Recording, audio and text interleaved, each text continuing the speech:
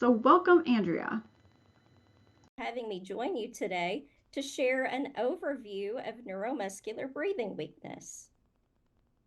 And as this quote says, despite the introduction of new techniques to manage respiratory involvement in NMD, it is still considered the leading cause of death in this group of patients. And of course, this just drives home why it is so important that we are meeting today and learning about this topic. So often I hear folks that are new to this talking, and they'll say things like, my lungs are so weak, or oh, I have such bad lungs. And it's all about the muscles. Your respiratory or breathing muscles are located between the ribs, known as the intercostals, and in the abdomen, with the largest one at the base of the abdomen being the diaphragm. Respiratory involvement can also affect the muscles of the upper airway, the throat, and the mouth muscles known as bulbar. All of this impairs the ability to ventilate, to move air into and out of the lungs.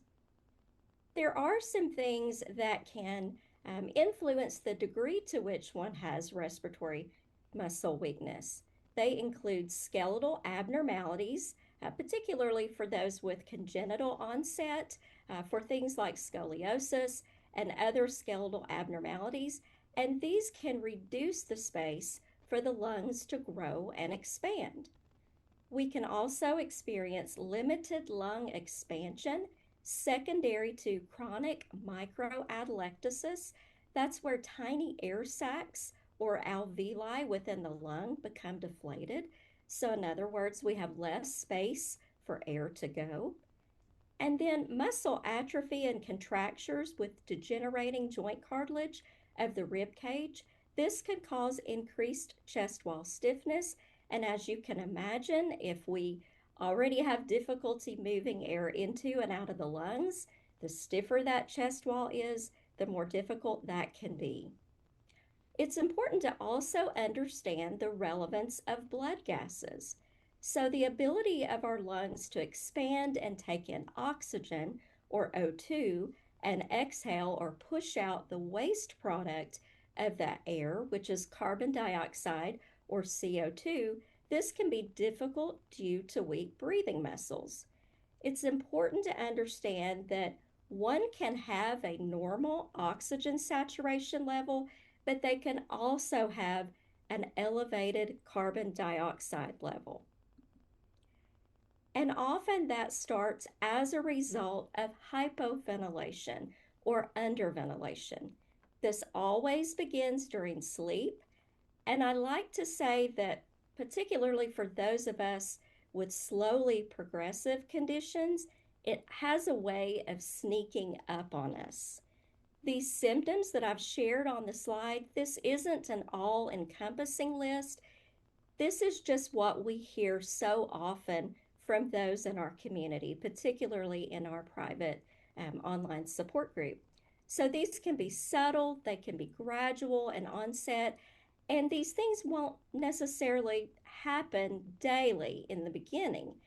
And often they can be attributed to something else that's not at all related to breathing or just not easily recognized as a problem with our breathing.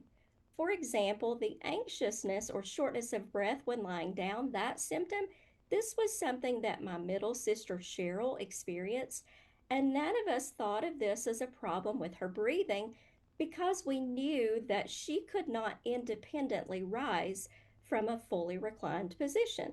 So to us, it just made sense that she would have a little bit of anxiety while lying flat because perhaps if she needed to get up very quickly and couldn't on her own and no one was around, that would just be a very concerning thing.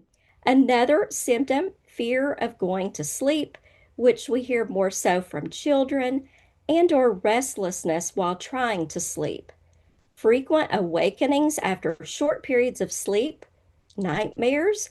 Um, Maybe initially you could sleep 6 or 7 hours and feel very rested, but over time it takes 10, 11, even more hours to feel well rested.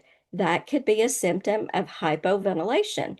Awaking with a headache that goes away in minutes, particularly after one is seated upright, recurring respiratory infections, fatigue, irritability, difficulty concentrating, maybe in the classroom for a child or maybe as an adult in meetings at work, daytime sleepiness or periods of micro sleep, nodding off.